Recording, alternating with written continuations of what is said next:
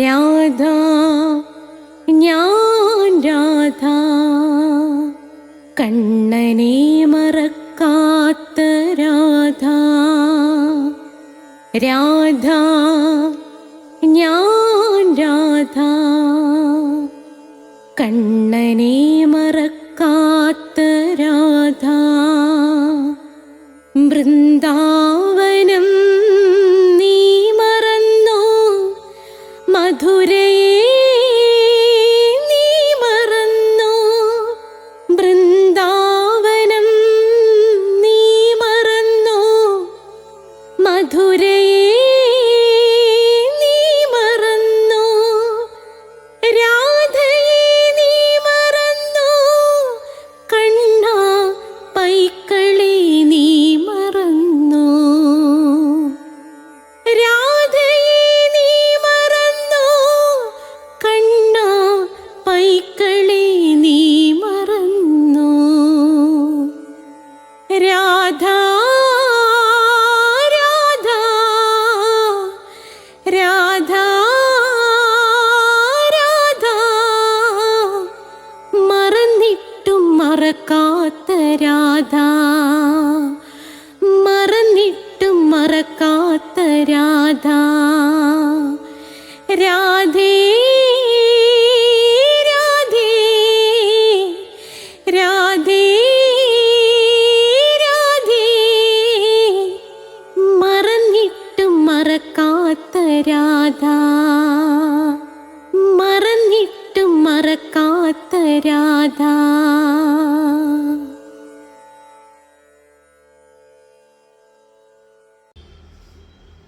രാധേ രാധേ എന്ന ചാനലിലേക്ക് എല്ലാ മാന്യ പ്രേക്ഷകർക്കും സ്വാഗതം. ഇന്ന് ധർമ്മപദമാണ്. ഇതിൻ്റെ മുമ്പുള്ള എപ്പിസോഡുകൾ വേണമെന്നുള്ളവർക്ക് നിങ്ങൾ പ്ലേലിസ്റ്റ് എടുത്താൽ മതി, അതിൽ നിന്ന് കിട്ടും. എല്ലാ തിങ്കളാഴ്ചയും 12 മണിക്ക് നാരായണീയത്തിൻ്റെ ക്ലാസ് ഉണ്ട്, കേൾക്കണേ. എല്ലാ ചൊവ്വാഴ്ചയും 12 മണിക്ക് കൃഷ്ണൻ്റെ കാമുകിയായ രാധാറാണിയുടെ ജനനം മുതൽ മരണം വരെയുള്ള ജീവിത കഥ നിരവധി റിസർച്ചുകൾ നടത്തി അവതരിപ്പിക്കുകയാണ്. എല്ലാ വ്യാഴാഴ്ചയും അഷ്ടപതിയുടെ ക്ലാസ്, വെള്ളിയാഴ്ച മോക്ഷം വേണമെന്ന് ആഗ്രഹിക്കുന്നവർക്ക് ധർമ്മപദത്തിൻ്റെ ക്ലാസ്സാണ്. അതേ കണക്ക് തന്നെയാണ് ഇതിനകത്ത് ഇംഗ്ലീഷ് സംസാരിക്കാൻ ആഗ്രഹിക്കുന്നവർക്ക് സ്പോക്കൺ ഇംഗ്ലീഷിൻ്റെ ക്ലാസ് ഉണ്ട്. ജ്യോതിഷപരമായ കാര്യങ്ങൾക്കെല്ലാം ഓരോ മാസത്തിൽ ജനിച്ചവരുടെ ഫലം, നക്ഷത്രത്തിൽ ജനിച്ചവരുടെ ഫലം ഇത് ഞാൻ കൊടുത്തിട്ടുണ്ട്.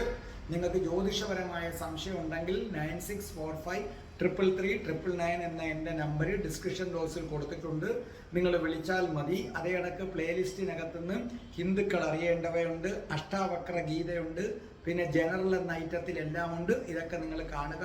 നമുക്ക് പ്രാർത്ഥിച്ചിട്ട് തുടങ്ങാം. ഓം മഹാഗണപതയേ നമഃ. ഓം മണിപത്മേ ഹും. ഓം ശ്രീ രാധാകൃഷ്ണായ നമഃ. ഓം രാധായേ സ്വാഹ. രാധേ രാധേ ഓ രാധേ രാധേ രാധേ രാധേ ഓ രാധേ രാധേ രാധേ രാധേ ഓ രാധേ രാധേ രാധേ രാധേ ഓ രാധേ രാധേ രാധേ രാധേ ഓ രാധേ രാധേ രാധേ രാധേ ഓ രാധേ രാധേ. ബസാനെ വാലി രാധാറാണി കി ജയ്. എൻ്റെ മാതാവ് രാധാറാണി കി ജയ്. എനിക്ക് സർവൈശ്വര്യങ്ങളും വാരിക്കോരി തരുന്ന എൻ്റെ പൊന്ന് രാധാറാണി അമ്മ കി ജയ്. എനിക്ക് രോഗങ്ങൾ വരാതെ കാത്തുരക്ഷിക്കുന്ന രാധാറാണി അമ്മ കി ജയ്. എന്നെ സർവ്വ പാപങ്ങളിൽ നിന്നും മോചിപ്പിക്കുന്ന രാധാറാണി അമ്മ കി ജയ്. അപ്പോൾ നമുക്ക് ധർമ്മപദം ആരംഭിക്കാം. അതിനു മുമ്പ് കഠിന കൃഷ്ണഭക്തനായിരുന്ന ഞാനെങ്ങനെ രാധാഭക്തനായെന്ന വീഡിയോ കാണണേ. രാധാ കവചൻ 2 ഉണ്ട്. ആ 2 ക്ലാസ് ഞാൻ എടുക്കുന്നുണ്ട്. ആ ക്ലാസ് എടുത്ത് കഴിഞ്ഞു. ആ വീഡിയോ നിങ്ങൾ പ്ലേലിസ്റ്റ് എടുത്ത് രാധയുടെ പ്രണയം എടുത്താൽ കിട്ടും. പിന്നെ രാധാറാണിയുടെ സഹസ്രനാമത്തിൻ്റെ ഒരു പദമെങ്കിലും ഉച്ചരിച്ചാൽ എന്ന് പറഞ്ഞ് സഹസ്രനാമത്തെക്കുറിച്ചുള്ളൊരു വീഡിയോ ഉണ്ട്. രാധയെ പൂജിച്ചാൽ എന്ന വീഡിയോ ഉണ്ട്. ഇത് നിങ്ങൾ കാണുക. ഇനി വളരെ വിപ്ലവകരമായ, വളരെ പ്രധാനപ്പെട്ട ഒരു സൂക്തത്തിലേക്കാണ് നമ്മൾ കടക്കാനായിട്ട് പോകുന്നത്. എന്താണ് ഇന്നത്തെ ദിവസം ബുദ്ധൻ നമുക്കായി കാത്തുവച്ചിരിക്കുന്ന അത്ഭുതം? ബുദ്ധൻ പറയുകയാണ്, സ്വയം സ്നേഹിക്കുക, നിരീക്ഷിക്കുക. ഇന്ന്, നാളെ, എല്ലായ്പ്പോഴും. അതുകൊണ്ട് ഇത് പ്രത്യേക വീഡിയോ ആയിട്ട് എഴുതുന്നില്ല, ആകെ 2 വരിയേ ഉള്ളൂ.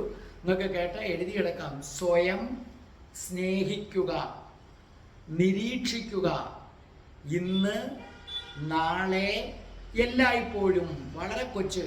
ഇംഗ്ലീഷിലാണെങ്കിൽ love thyself and watch today, tomorrow, always. അപ്പൊ എന്താണ് ഇവിടെ ബുദ്ധൻ പറഞ്ഞിരിക്കുന്നത്? എല്ലാ മതക്കാരും സകല സംസ്കാരങ്ങളും എല്ലാവരും നമ്മളെടുത്ത് പറയുന്നത് അന്യരെ സ്നേഹിക്കാനാണ്. സ്വയം സ്നേഹിക്കരുത്. സ്വയം സ്നേഹിച്ചാൽ നിങ്ങൾ സ്വാർത്ഥനാകുന്നു. നിങ്ങൾ അന്യരെ സ്നേഹിക്കാനാണ് എല്ലാ മതങ്ങളും നിങ്ങളടുത്ത് പറഞ്ഞു തരുന്നത്. പക്ഷേ ബുദ്ധൻ പറയുന്നത് നീ സ്വയം സ്നേഹിക്ക്. സ്വയം സ്നേഹിക്കുന്നതോടുകൂടി നിന്നിലെ സ്വാർത്ഥത ഇല്ലാതാകും എന്നാണ് പറയുന്നത്. ഇതാണ് മറ്റുള്ളവരും ബുദ്ധനും തമ്മിലുള്ള വ്യത്യാസം എന്ന് പറയുന്നത്. ബുദ്ധൻ പറയുന്നു നമ്മുടെ ശരീരത്തിന് ഭക്ഷണം ആവശ്യമുണ്ട്, അതുപോലെ നിങ്ങളുടെ ആത്മാവിന് സ്നേഹത്തിൻ്റെ ആവശ്യമുണ്ട്.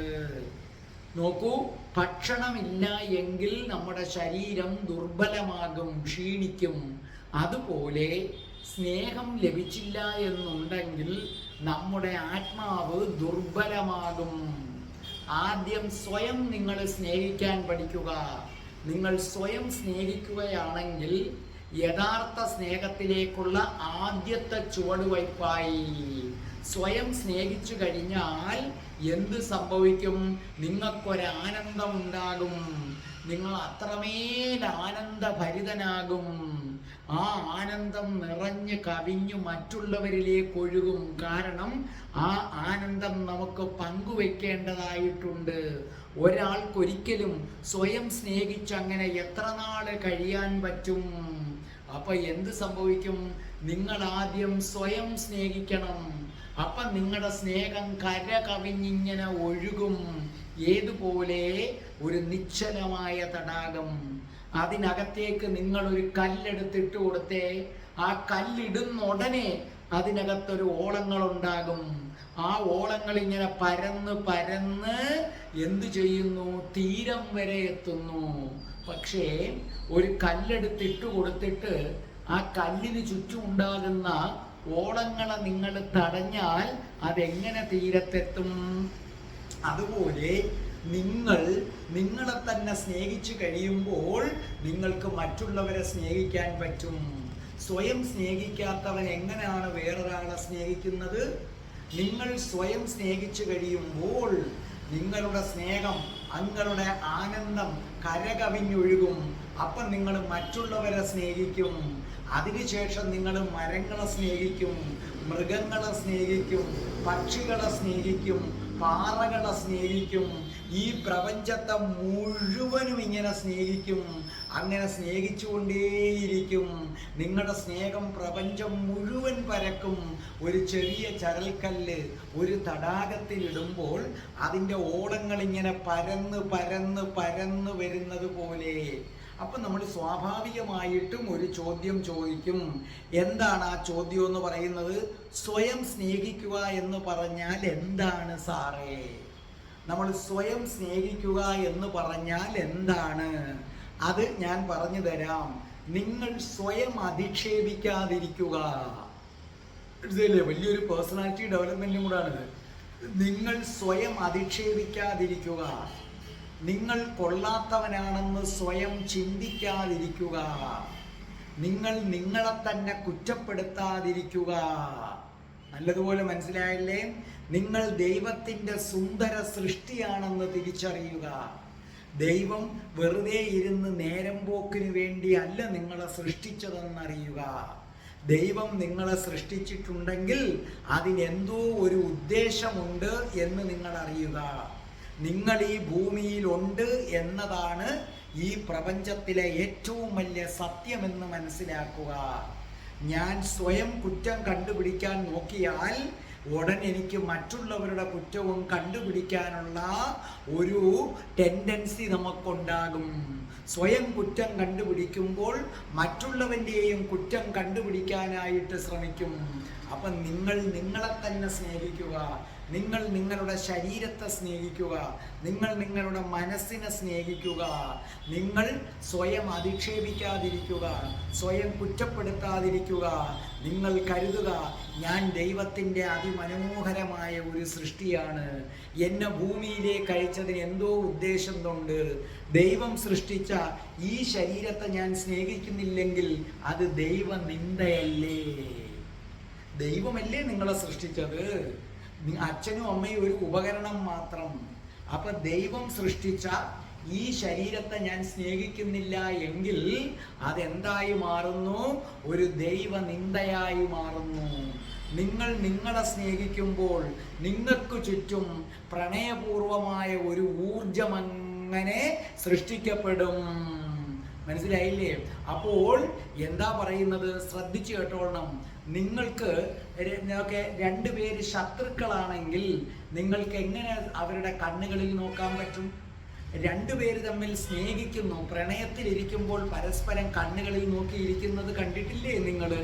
കാരണം സ്നേഹിക്കുന്നവർക്ക് പരസ്പരം നോക്കാൻ പറ്റൂ. നിങ്ങൾ നിങ്ങളുടെ ശരീരത്തെ സ്നേഹിക്കുന്നില്ലെങ്കിൽ നിങ്ങൾക്ക് നിങ്ങളുടെ മുഖത്തെ തന്നെ എങ്ങനെ നോക്കാൻ പറ്റും? നിങ്ങൾക്ക് നിങ്ങളുടെ കണ്ണുകളിലേക്ക് എങ്ങനെ നോക്കാൻ പറ്റും? സ്വയം അവജ്ഞ തോന്നുന്ന ഒരുവന് മറ്റുള്ളവരെ എങ്ങനെ സ്നേഹിക്കാൻ പറ്റും? സ്വയം സന്തോഷം വരുമ്പോൾ നിങ്ങൾക്കൊരു ലോട്ടറി അടിച്ചാൽ നിങ്ങൾ കണ്ടിട്ടില്ലേ? പൂമ്പാറ്റ പോലെ പറന്ന് എല്ലാവരോടും നിങ്ങൾക്ക് സ്നേഹമില്ലേ? എന്താണ്? നിങ്ങൾക്ക് ലോട്ടറി അടിച്ച നിമിഷം നിങ്ങൾ നിങ്ങളെ സ്നേഹിച്ചു. നിങ്ങളെ സ്നേഹിച്ചു കഴിഞ്ഞപ്പോൾ നിങ്ങൾ എല്ലാവരെയും സ്നേഹിക്കുന്നു.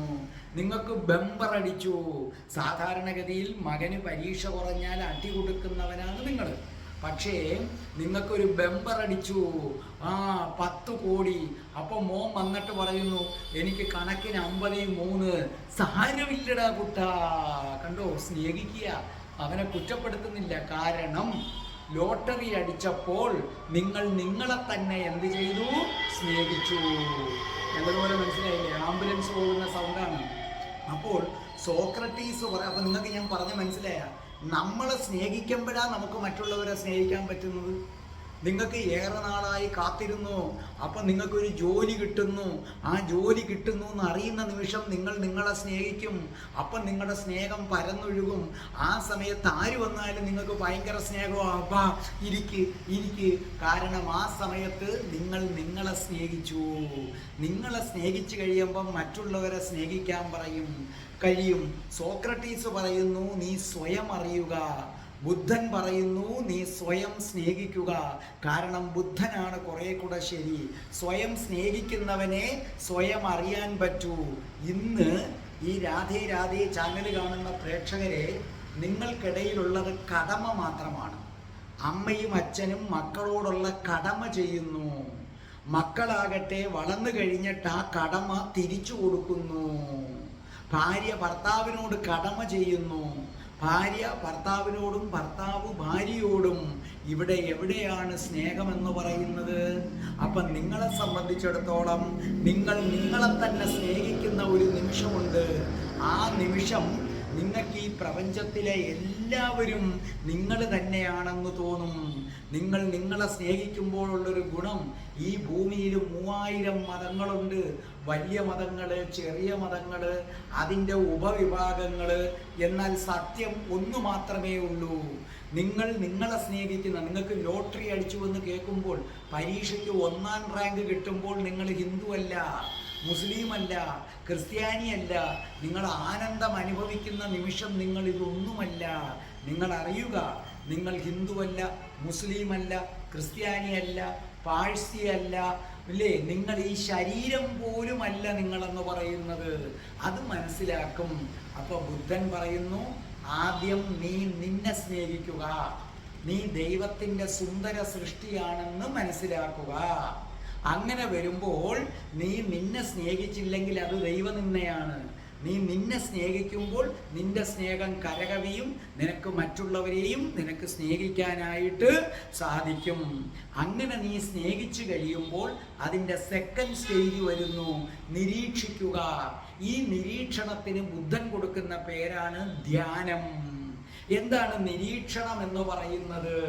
ബുദ്ധൻ പറയുന്നു, നീ നടന്നു പോകുമ്പോൾ നടത്തത്തെ നിരീക്ഷിക്കാൻ ഒരു കഴിവുണ്ടാകും. ഇപ്പം നിങ്ങൾക്കത് പ്രയാസമായി തോന്നുന്നതിൻ്റെ കാരണം നിങ്ങൾ നിങ്ങളെ സ്നേഹിക്കാത്തതുകൊണ്ടാണ്. നിങ്ങൾ നിങ്ങളെ അങ്ങോട്ട് സ്നേഹിച്ചു തുടങ്ങിക്കഴിഞ്ഞാൽ ഞാൻ ഈ പറയുന്ന കാര്യം വളരെ എളുപ്പമായിരിക്കും. നിങ്ങൾ നടക്കുമ്പോൾ നിങ്ങളുടെ നടത്തത്തെ നിരീക്ഷിക്കുന്നു, നിങ്ങൾ ആഹാരം കഴിക്കുമ്പോൾ അത് കഴിക്കുന്നതിനെ നിരീക്ഷിക്കുന്നു, നിങ്ങൾ കുളിക്കുമ്പോൾ വെള്ളത്തെ നിരീക്ഷിക്കുന്നു, വെള്ളം പുറത്തു വന്ന് വീഴുന്നതിനെ, വെള്ളത്തിൻ്റെ സ്പർശത്തെ ആസ്വദിക്കുന്നു, അതിൻ്റെ തണുപ്പ് ശരീരത്തിലൂടെ കടന്നു പോകുന്നതിനെ നിങ്ങൾ നിരീക്ഷിക്കുന്നു. മനസ്സിലായി? ഇപ്പോൾ ഉദാഹരണമായിട്ട് ഓക്കെ, ഞാൻ നിങ്ങളുടെ അടുത്ത് വീഡിയോ ഇങ്ങനെ കാര്യങ്ങൾ പറഞ്ഞുകൊണ്ടിരിക്കുമ്പോൾ എൻ്റെ ഉള്ളിലിരിക്കുന്ന ജ്യോതിസ്, അതിനെയാണ് അവബോധം എന്ന് പറയുന്നത്. എൻ്റെ ഉള്ളിലിരിക്കുന്ന ഞാൻ എന്ന് പറയുന്നത് ജ്യോതിസ്. ഞാൻ പറഞ്ഞല്ലോ, നേരത്തെ പറഞ്ഞിട്ടുണ്ട്, ഒരു ഫോണ് ശരീരം, സിം കാർഡാണ് ആരെന്ന് പറയുന്നത് ഞാൻ. അപ്പം ഞാൻ നിങ്ങളുടെ അടുത്ത് ഇങ്ങനെ ഇത് പറഞ്ഞുകൊണ്ടിരിക്കുമ്പോൾ എൻ്റെ കൈയൊക്കെ ഇങ്ങനെ ആക്കുന്നത് എൻ്റെ അകത്തിരുന്ന് ഒരാൾ ഇങ്ങനെ നോക്കിക്കൊണ്ട് നിൽക്കുകയാണ്, കണ്ടോ? അപ്പം ഞാനിങ്ങനെ നടക്കുമ്പോൾ ഞാൻ വിചാരിക്കും, ആഹാ, ഈ ശരീരം ഇങ്ങനെ നടന്നു പോകുന്നല്ലോ, ഞാനത് കാണുകയാണല്ലോ. സ്റ്റെപ്പ് കയറുമ്പോൾ ഞാൻ വിചാരിക്കും, ആഹാ, ഈ ശരീരം ഇങ്ങനെ സ്റ്റെപ്പ് കയറി പോവുകയാണല്ലോ, ഞാനത് കാണുകയാണല്ലോ. ആ ഞാൻ എന്ന് പറയുന്നതാണ് ആരെന്ന് പറയുന്നത്? അവബോധം. ഈ ഞാൻ എന്ന്, അത് ശരിക്കും പറഞ്ഞാൽ കാറിൽ പെട്രോൾ ഒഴിക്കും, ആ പെട്രോൾ കത്തുമ്പോഴല്ലേ കാർ ഓടുന്നത്. അതുപോലെ ഉള്ളിലിരിക്കുന്ന ജ്യോതിസിൻ്റെ പവറിലാണ് ഈ ശരീരം ഇങ്ങനെ നീങ്ങുന്നത്. അപ്പോൾ നിങ്ങൾ ശ്രദ്ധിക്കുക, ബുദ്ധൻ പറയുന്നു, ആദ്യം സ്വയം സ്നേഹിക്കുക, അതിനുശേഷം നിങ്ങൾ നിരീക്ഷിക്കുക. നിങ്ങൾ നടക്കുമ്പോൾ നിങ്ങൾ കരുതുക, ആഹാ, എൻ്റെ ബോഡി നടന്നു പോകുന്നല്ലോ. തിന്നുമ്പോൾ, ആഹാ, എൻ്റെ ഈ ശരീരം വന്ന് താണ്ടില്ലേ കൈ വായ്ക്കകത്തേക്ക് പോകുന്നല്ലോ. കുളിക്കുമ്പോൾ ആ വെള്ളം വന്നിങ്ങനെ ദേഹത്ത് വീഴുന്നല്ലോ. മലക്കറി അരിയുമ്പോൾ ആ അരിയുന്നതിനെ നിങ്ങളുടെ ബോഡി നിരീക്ഷിക്കുന്നു. നിങ്ങൾ നിരീക്ഷിക്കുകയാണ്, നിങ്ങളുടെ ബോഡി ഇങ്ങനെ എന്ത് ചെയ്തുകൊണ്ടേയിരിക്കുന്നു? അരിഞ്ഞുകൊണ്ടേയിരിക്കുന്നു. ഇനിയാണ് ഞാൻ പറയാൻ പോകുന്നത്. ഇങ്ങനെ കുറച്ച് ദിവസം നിങ്ങൾ പതുക്കെ പതുക്കെ ചെയ്തു വന്നാൽ ഒരു ദിവസം നിങ്ങൾ ഉറങ്ങുന്നതിനെ നിങ്ങൾ നിരീക്ഷിക്കും. മനസ്സിലായില്ലേ? നിങ്ങൾ ഉറങ്ങിക്കിടക്കുമ്പോൾ, അതായത് ഇപ്പം നോക്കേ, ഞാൻ ഇങ്ങനെ നടക്കുമ്പോൾ ഞാൻ ബോധത്തോടു കൂടി പറയുകയാണ്, ആഹാ, എൻ്റെ ശരീരം ഇങ്ങനെ നടന്നു പോകുന്നല്ലോ, ഞാൻ കാണുന്നു. ഇതുപോലെ ഞാൻ ഉറങ്ങിക്കിടക്കുന്ന അവസരത്തിൽ അപ്പോഴും ഞാൻ ഉണർന്നിരിക്കുകയാണ്. അപ്പം ഈ ശരീരം ഉറക്കത്തിലേക്ക് വഴുതി വീഴുന്നത് ഞാൻ കണ്ടുകൊണ്ടിരിക്കും. ഇതാണ് ധ്യാനത്തിൻ്റെ ക്ലൈമാക്സ്. ഇങ്ങനെ നിരീക്ഷിക്കുന്ന ഒരാള്, ശ്രദ്ധിക്കുക, നിരീക്ഷിക്കുന്ന ഒരാള് കണ്ണും പൂട്ടി ഇങ്ങനെ ഇരുന്നാൽ മാത്രമേ അതുകൊണ്ട് പ്രയോജനമുള്ളൂ. ഞാൻ ഈ പറഞ്ഞ നിരീക്ഷണം നടത്താതെ എവിടെയെങ്കിലും ഒരു മെഡിറ്റേഷൻ സെന്ററിൽ ചെന്ന് അവന് പൈസയും അടച്ചിട്ട് ചമ്മണം പൂട്ടി ഇങ്ങനെ കുറേ നേരം ഇരുന്നാൽ ഒരു രക്ഷയുമില്ല. ആദ്യം നിരീക്ഷിക്കുക, നിരീക്ഷിച്ചതിന് ശേഷം നിങ്ങൾ ഇരിക്കുക. അപ്പോൾ നിങ്ങളുടെ ശരീരം ഉറക്കത്തിലേക്ക് വഴുതി വീഴുന്നതും നിങ്ങളിങ്ങനെ കണ്ടുകൊണ്ടിരിക്കും. അപ്പോഴും നിങ്ങൾ ഉണർന്നിരിക്കുകയാണ്. നിങ്ങൾക്കറിയാം, അവിടെ വെച്ച് നിങ്ങൾ മരണത്തെ കീഴടക്കി. അവിടെ വെച്ച് നിങ്ങൾക്ക് മരണത്തെ കീഴടക്കി. ഇതിന് വലിയ സമയമൊന്നും വേണ്ട. മനസ്സിലായില്ലേ? നിങ്ങൾക്ക് 48 മണിക്കൂർ നിങ്ങളെ നിരീക്ഷിച്ചാൽ തന്നെ അത്ഭുതങ്ങൾ സംഭവിക്കും. അപ്പം നിങ്ങൾ എപ്പോഴാണോ നിങ്ങളുടെ ശരീരം ഉറങ്ങിക്കിടക്കുന്നതും നിങ്ങൾ കാണുന്നത്, അതാണ് ധ്യാനത്തിൻ്റെ ക്ലൈമാക്സ്. അവിടെ വെച്ച് നിങ്ങൾ മരണത്തെ കീഴടക്കി. നിങ്ങൾക്ക് മരണമില്ല. പിന്നെ നിങ്ങൾക്ക് ഈ ശരീരം മരണത്തിലേക്ക് നീങ്ങുന്നതും നിങ്ങൾ നോക്കിക്കൊണ്ടിരിക്കും. ഈ ശരീരം മരിക്കുന്നതും നിങ്ങൾ കണ്ടുകൊണ്ടിരിക്കും. ശരീരം ഉറങ്ങും, കാരണം ശരീരത്തിന് വിശ്രമം വേണം. പക്ഷേ ഇതിനകത്തിരിക്കുന്ന ജ്യോതിസിന് വിശ്രമം വേണ്ട. നോക്കൂ, നമ്മുടെ ശരീരം എന്തുകൊണ്ടാണ് ക്ഷീണിക്കുന്നത്? നമ്മുടെ ശരീരം ഏതാണ്? ഭൂഗുരുത്വാകർഷണത്തിൻ്റെ ആ നിയമത്തിൻ്റെ കീഴിലാണ്. നമ്മുടെ ശരീരത്തെ എപ്പോഴും ഈ ഭൂമിയുടെ ആകർഷണം പിടിച്ച് താഴോട്ട് വലിക്കുകയാണ്. അതുകൊണ്ടാണ് നമ്മുടെ ശരീരം ക്ഷീണിക്കുന്നത്. അതുകൊണ്ടാണ് നിങ്ങൾ നടക്കുമ്പം ക്ഷീണിക്കുന്നത്, കയറ്റം കയറുമ്പം ക്ഷീണിക്കുന്നത്, കുറേ നേരം നിൽക്കുമ്പം ക്ഷീണിക്കുന്നത്, കുറേ നേരം ഇരിക്കുമ്പം നിങ്ങൾ ക്ഷീണിക്കുന്നത്. കാരണം നിങ്ങളുടെ ഗുരുത്വാകർഷണ ബലം താഴോട്ട് പിടിച്ചുകൊണ്ടിരിക്കുകയാണ്. നിങ്ങൾ കിടക്കുമ്പോൾ അങ്ങനെയല്ല, ഹൊറിസോണ്ടൽ തിരശ്ചീനമായി കിടക്കുകയാണ്. അപ്പം നിങ്ങൾ ഗുരുത്വാകർഷണ ബലവുമായിട്ട് ഇങ്ങനെ ഒത്തുചേർന്ന് പോവുകയാണ്. പക്ഷേ അവബോധം, എന്താണ് അവബോധം? അതിന് നിങ്ങൾ ആത്മാവെന്ന് വിളിക്കുന്നു, അത്രയേ ഉള്ളൂ. നമ്മളെ പ്രവർത്തിപ്പിക്കുന്ന ആ ജ്യോതിസ്, പരബ്രഹ്മം, അതിനെയാണ് അവബോധം. നിങ്ങൾക്ക് മനസ്സിലാകാൻ വേണ്ടി ആത്മാവ് ഒരിക്കലും ഗുരുത്വാകർഷണത്തിൻ്റെ നിയമത്തിലല്ല പ്രവർത്തിക്കുന്നത്. ആത്മാവ് ഒരു പ്രത്യേക ദൈവത്തിൻ്റെ കാരുണ്യത്തിൻ്റെ നിയമത്തിലാണ് പ്രവർത്തിക്കുന്നത്. ആത്മാവ് എപ്പോഴും എങ്ങോട്ടേക്ക് പോകാനാണ് ആഗ്രഹിക്കുന്നത്? മുകളിലേക്ക് പോകാനാണ്. അതായത് പൗരസ്ത്യർ അതിനെ പ്ലവന നിയമം എന്ന് പറയും, ലെവിറ്റേഷൻ. അതായത് ശരീരം താഴേക്ക് പോകുന്നു, ആത്മാവാകട്ടെ മുകളിലേക്ക് കുതിക്കുകയാണ് ചെയ്യുന്നത്. അങ്ങനെ ഈ ശരീരം ഒടുവിൽ ഭൂമി താഴോട്ട് വലിച്ച് കുഴിമാടത്തിൽ ചെന്ന് വീഴുന്നത് വരെ വലിക്കുന്നു. അങ്ങനെ പൊടിയിൽ നിന്ന് വരുന്നത് എങ്ങോട്ടേക്ക് പോകുന്നു? പൊടിയിലേക്ക് തന്നെ പോകുന്നു. അപ്പോൾ ബുദ്ധൻ പറഞ്ഞതിൻ്റെ സാരാംശം ഞാൻ ചുരുക്കി നിങ്ങളോട് പറഞ്ഞു തരാം. ഓർമ്മിക്കുക, നിങ്ങളുടെ ശരീരം, നിങ്ങളുടെ ഈ ശരീരം എന്ന് പറയുന്നത് ഏതൊക്കെ ചേരുന്നതാണ്? ഭൂമി, ആകാശം, ശരീരം, ആത്മാവ്, ഇത് 4ന്റെ സംയോഗമാണ്. അപ്പോൾ ബുദ്ധൻ പറയുന്നു, ചുരുക്കി പറയാം, ബുദ്ധൻ പറയുന്നു, ആദ്യം നീ നിന്നെ സ്നേഹിക്കുക. നിന്നെ സ്നേഹിച്ചു കഴിയുമ്പോൾ നിനക്ക് മനസ്സിലാകും സ്നേഹം എന്ത് മനോഹരമാണ്. ഞാൻ എന്നെ സ്നേഹിക്കുമ്പോൾ ഞാനൊരു ആനന്ദം അനുഭവിക്കും. ഇത് തന്നെയാണ് മറ്റുള്ളവരും അനുഭവിക്കുന്നത്. അപ്പോൾ ഓട്ടോമാറ്റിക്കായിട്ട് നമുക്ക് മറ്റുള്ളവരെയും എല്ലാം സ്നേഹിക്കാം. ഈ പ്രപഞ്ചം മുഴുവനും സ്നേഹം കൊണ്ട് നമുക്കന്ന് നിറയ്ക്കാനായി പറ്റും. എന്താണ് സ്വയം സ്നേഹിക്കുക? നമ്മൾ സ്വയം അധിക്ഷേപിക്കാതിരിക്കുക, സ്വയം കുറ്റപ്പെടുത്താതിരിക്കുക, സ്വയം വിലയിടിച്ച് കാണാതിരിക്കുക. നമ്മൾ ദൈവത്തിൻ്റെ മഹത്തായ സൃഷ്ടിയാണെന്ന് നിങ്ങൾ കരുതുക. അങ്ങനെ വരുമ്പോൾ, അങ്ങനെ കുറച്ച് നാൾ നിങ്ങൾ നിങ്ങളെ സ്നേഹിക്കുകയും ആ സ്നേഹം കരകവിഞ്ഞ് മറ്റുള്ളവരെ നിങ്ങൾ സ്നേഹിക്കാൻ തുടങ്ങുകയും ചെയ്യുന്ന അവസരത്തിൽ നിങ്ങൾക്ക് നിരീക്ഷിക്കാൻ പറ്റും. നിങ്ങൾ ചെയ്യുന്ന ഓരോ പ്രവൃത്തിയും നടക്കുമ്പോൾ, ആഹാ എൻ്റെ ശരീരമാണല്ലോ നടക്കുന്നത്. സ്റ്റെപ്പ് ഇറങ്ങുമ്പോൾ, ആഹാ ഈ ബോഡി സ്റ്റെപ്പ് ഇറങ്ങുന്നത് ഞാൻ കാണുകയാണല്ലോ. മലക്കറി അരിയുമ്പോൾ, ആഹാ ഈ കൈവച്ചു മലക്കറി ഇങ്ങനെ അരിഞ്ഞു പോകുന്നത് ഞാൻ കാണുകയാണല്ലോ. അങ്ങനെ നിരീക്ഷിക്കാനുള്ള കഴിവ് കിട്ടും. ഇപ്പം നിങ്ങൾ പറയും മനസ്സ് നിൽക്കുന്നില്ല എന്ന്. കാരണം നിങ്ങൾക്ക് നിങ്ങളെ സ്നേഹിക്കാൻ കഴിയാത്തത് കൊണ്ടാണ്. നിങ്ങളെ സ്നേഹിക്കാതെ അന്യരെ സ്നേഹിക്കുമ്പോൾ മനസ്സ് ബലപ്പെടും. അതുകൊണ്ടാണ് പറ്റാത്തത്. അങ്ങനെ നിങ്ങൾ നിങ്ങളുടെ ഓരോ പ്രവൃത്തിയെയും നിരീക്ഷിക്കുന്നു. ഇപ്പം ഇങ്ങനെ ഞാൻ ഈ പരിപാടി അവതരിപ്പിക്കുന്നത് ഞാൻ കണ്ടുകൊണ്ടിരിക്കുകയാണ്. അങ്ങനെ ഇരിക്കുമ്പോൾ ഒരു പ്രത്യേകം എന്ന് പറഞ്ഞാൽ ഈ മൊബൈലാണ് ഈ ശരീരം. മൊബൈൽ പരിപാടി അവതരിപ്പിക്കുന്നത് സിം കാർഡ് കാണുന്നു. ഫ്രിഡ്ജ് പരിപാടി അവതരിപ്പിക്കുന്നത് കറണ്ട് കാണുന്നു. അങ്ങനെ ഒരു ദിവസം നിങ്ങളുടെ ശരീരം ഉറങ്ങിക്കിടക്കുന്നതും നിങ്ങളിങ്ങനെ കാണും. ആ ശരീരം ഇങ്ങനെ ഗാഠനിദ്രയിൽ കിടക്കുന്നത് നിങ്ങൾ കാണും. അത് ക്ലൈമാക്സ്. അതാണ് ധ്യാനം. ഈ നിരീക്ഷിക്കുന്നവൻ കണ്ണടച്ചിരുന്നാലേ പ്രയോജനമുള്ളൂ. അങ്ങനെ നിങ്ങളുടെ ശരീരം ഉറങ്ങിക്കിടക്കുന്നത് നിങ്ങൾക്ക് കാണാൻ സാധിക്കുമെങ്കിൽ നിങ്ങൾ മരണത്തെ കീഴടക്കി. ഇത് ഞാൻ അനുഭവത്തിൽ നിന്നാണ് പറയുന്നത്. നിങ്ങൾ വിശ്വസിക്കാമെങ്കിൽ വിശ്വസിച്ചാൽ മതി. നിശ്ചയമായിട്ടും നിങ്ങൾ ഉറങ്ങിക്കിടക്കുന്നത് നിങ്ങൾക്ക് കാണാം. അങ്ങനെ ഉണ്ടെങ്കിൽ അതിൻ്റെ അർത്ഥം നിങ്ങൾ മരണത്തെ കീഴടക്കി. ശരീരം മരണത്തിലേക്ക് പോകുന്നതും നിങ്ങൾക്ക് കാണാം. എനിക്കെൻ്റെ ശരീരം മരണത്തിലേക്ക് പോകുന്നത് എനിക്ക് കാണാൻ പറ്റും. കാരണം ഈ നിരീക്ഷണം ഞാൻ വളർത്തി എത്ര നാളായി കൊണ്ടുവരുന്നതെന്നറിയാമോ?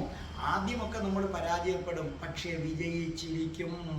അങ്ങനെ സ്വയം സ്നേഹിക്കുന്നവനൊടുവിൽ മരണത്തെ കീഴടക്കുകയും ശരീരം മരണത്തിലേക്ക് നീങ്ങുന്നതും ഇങ്ങനെ കണ്ടുകൊണ്ടിരിക്കുകയും ഈ ശരീരത്തിന് ചുറ്റും ആളുകൾ നിലവിളിക്കുന്നതും നമ്മൾ ഇങ്ങനെ കണ്ടുകൊണ്ടിരിക്കുകയും ചെയ്യും. അങ്ങനെ സ്വയം സ്നേഹിച്ച ആ നിലയിലെത്താൻ നിങ്ങൾക്ക് കഴിയട്ടെ. രാധേ രാധേ, ഓ രാധേ രാധേ, രാധേ രാധേ, ഓ രാധേ രാധേ, രാധേ രാധേ, ഓ രാധേ.